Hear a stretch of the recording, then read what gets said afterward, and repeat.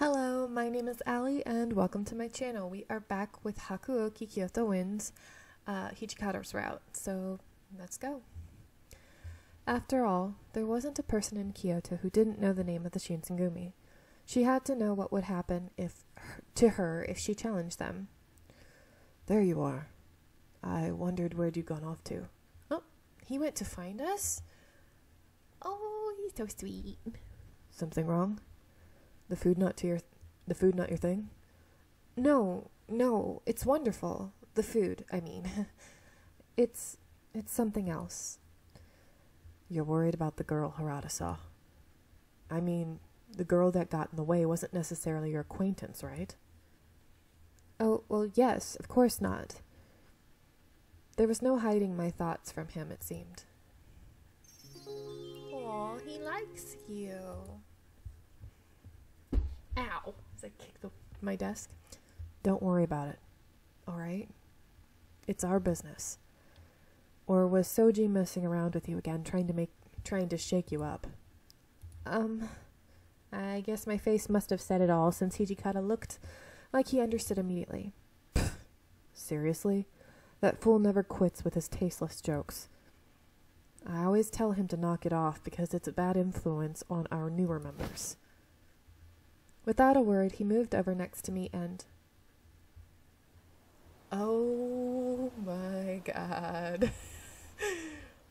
Oh. Wow. Oh, that... Oh, sorry. Sat down. I could feel a warm breeze drifting in through the open window. Alright, now it's time for the real party to start. You ready, Sano? We want to see it. Now you're talking. Can't have a party without Sano's unique performance. Well, I guess I don't have a choice then, do I? How could I say no to you guys anyway? What a guy! Can you get us a brush and some ink, ma'am?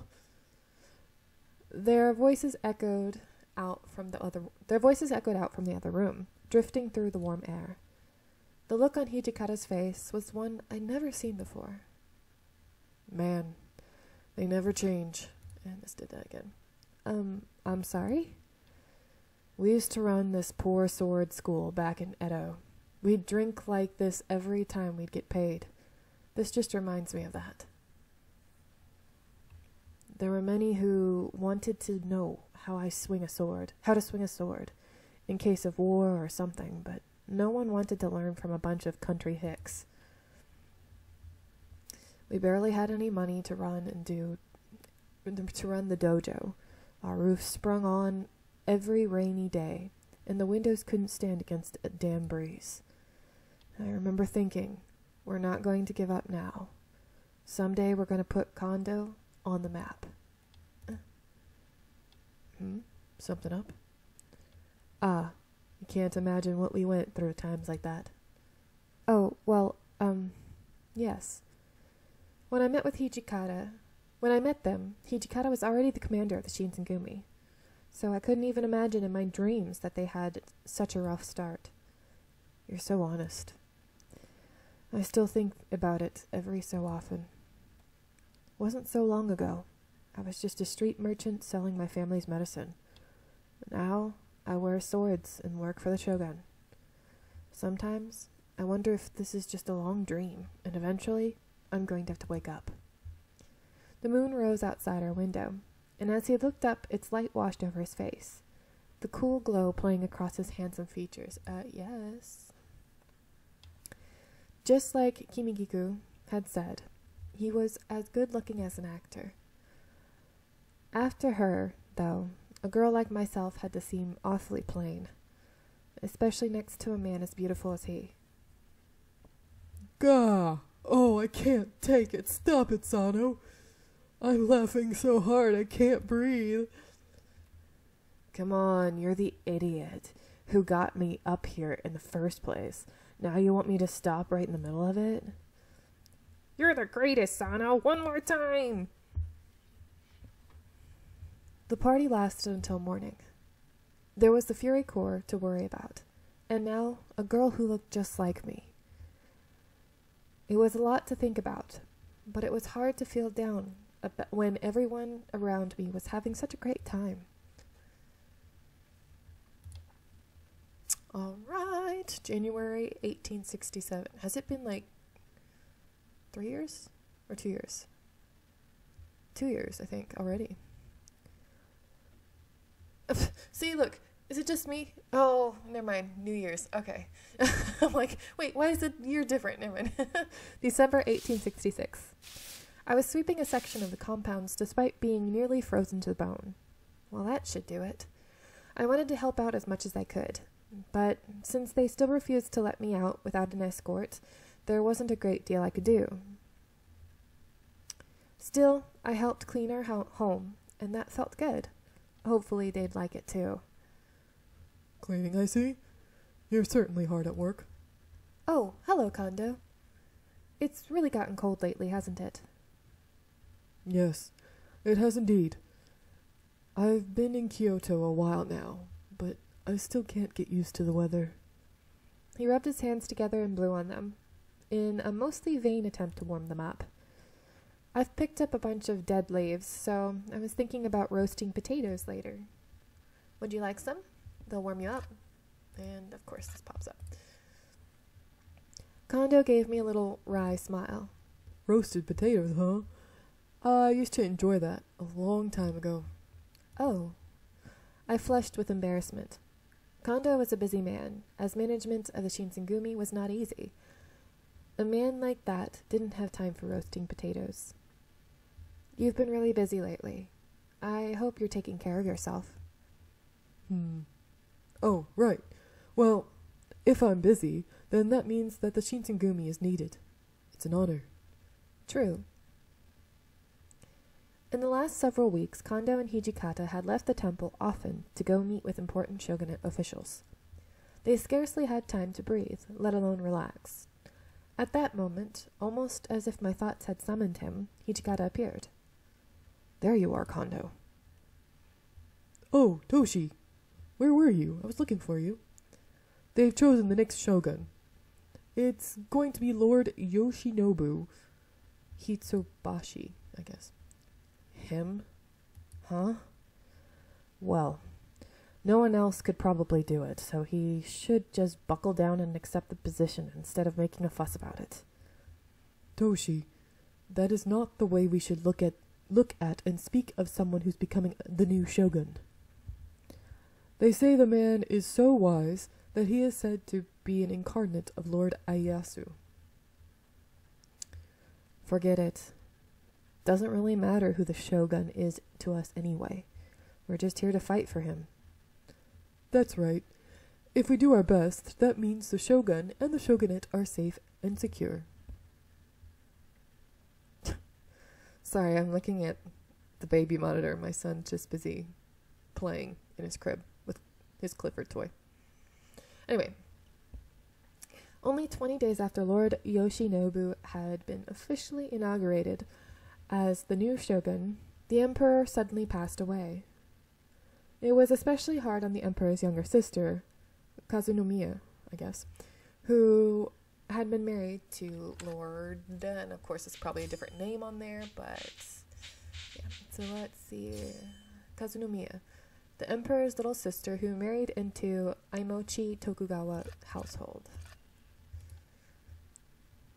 Aimochi, and was intended to be a symbol of the imperial unification, but everyone on both sides was shocked by his death. Let's look up the imperial unification. I don't know why I did that.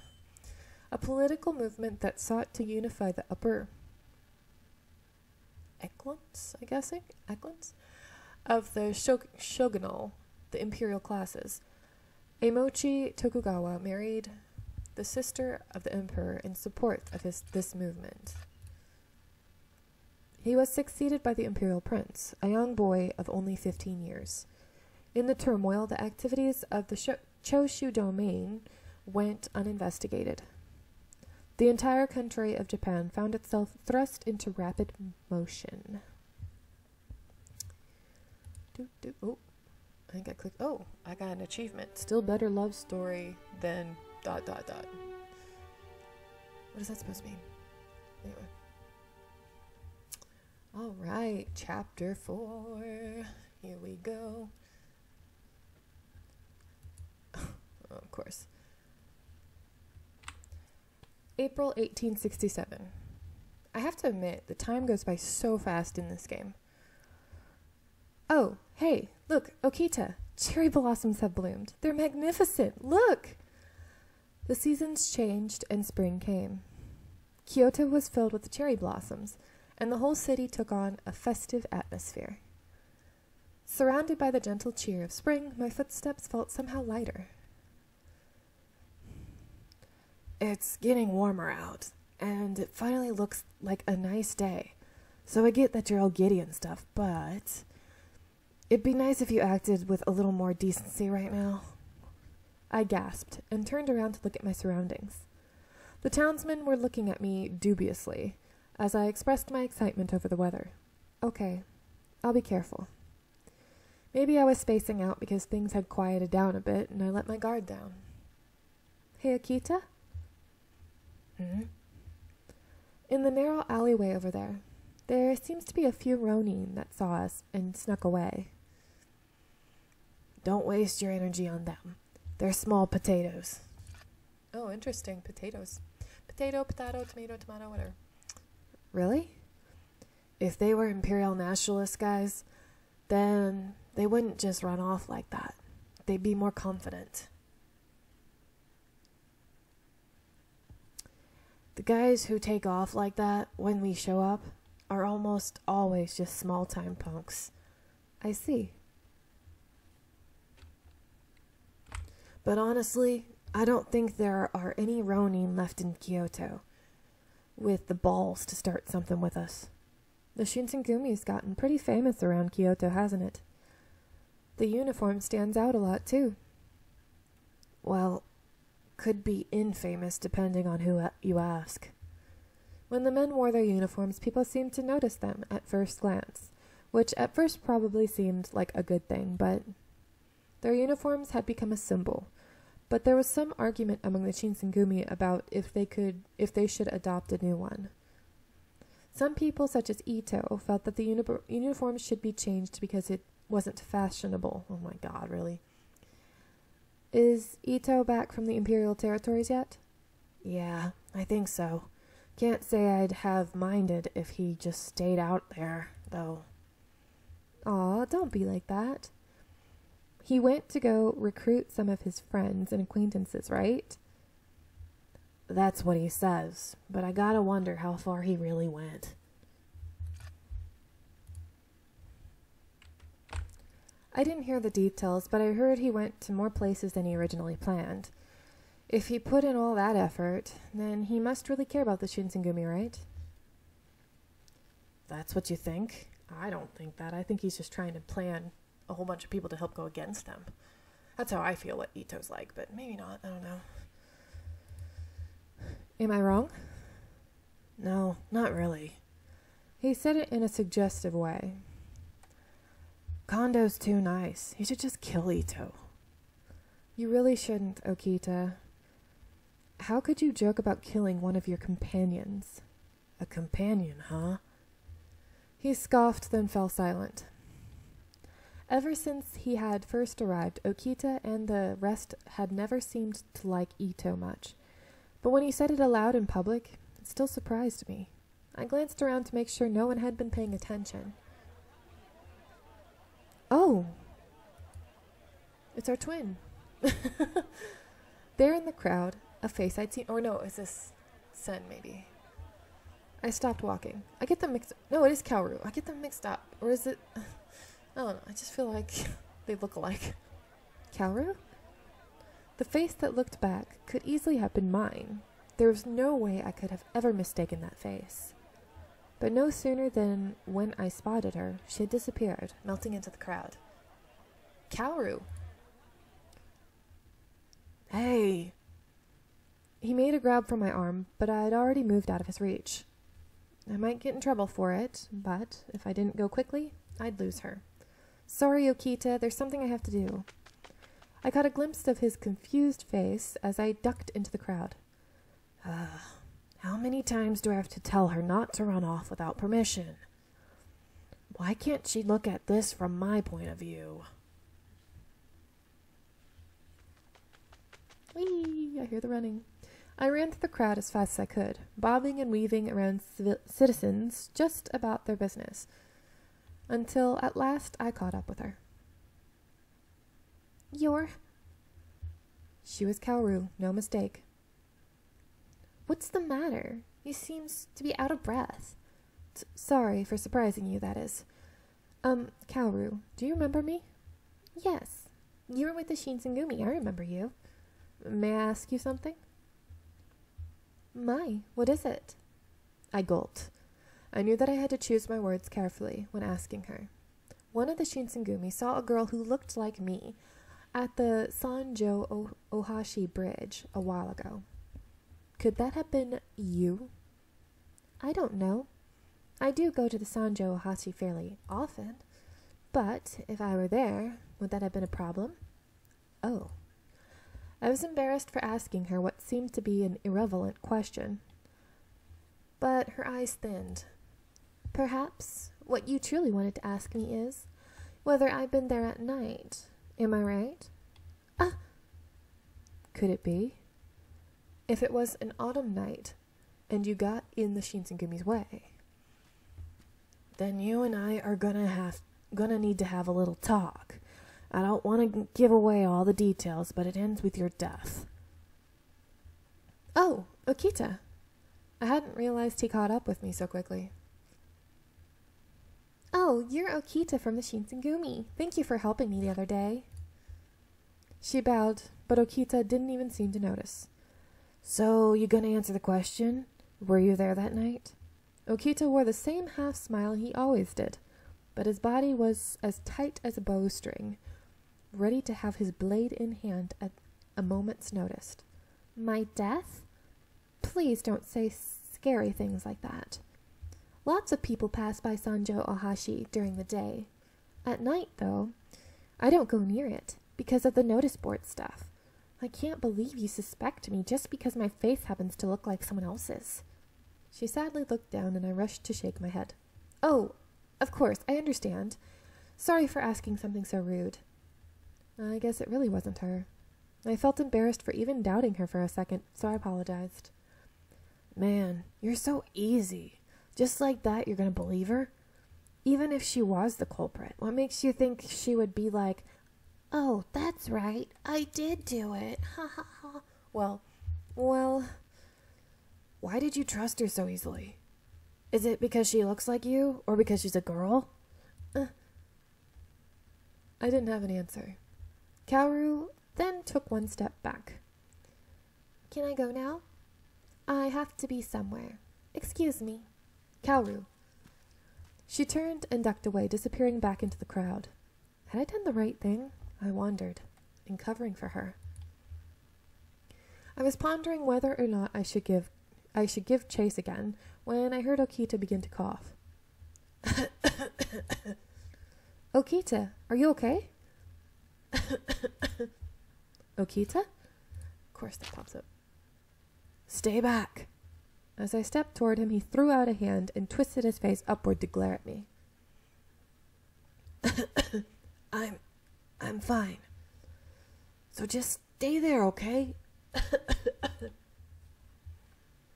It was the sheer force of his personality that stopped me, not just his words. For a little while, he coughed as if his lungs were going to collapse. Eventually, his coughing slowed and began to subside. Okita, are you all right, buddy? His cough finally ended, and he wiped his sweat and looked up. Okita, is something wrong? Like what? I mean, why don't we find somewhere to rest? You don't look too well. Oh, I was just tired. I mean, you did make me run all the way here. And besides, we're in the middle of a round. We have no time to rest. But, no buts, I'm fine. Now, about the girl Kaoru. Asking her about the thing with the notice board was important. I agree with you. Notice board again. We're gonna look up the notice board. The Shinsengumi arrested people responsible for removing the Sanjo Ohashi notice board put up by the government. But even because of how important that is, you shouldn't have run off on your own like that. What if she had been an enemy of ours? What if she had accomplices hidden nearby? Could you have handled it alone? Well, did you even consider that possibility? That she'd planned to lure you here? There's not that many people here. No one would notice if you screamed. It's a great spot for an ambush, you know. You're right. She hadn't tried to attack me, but Okita was right.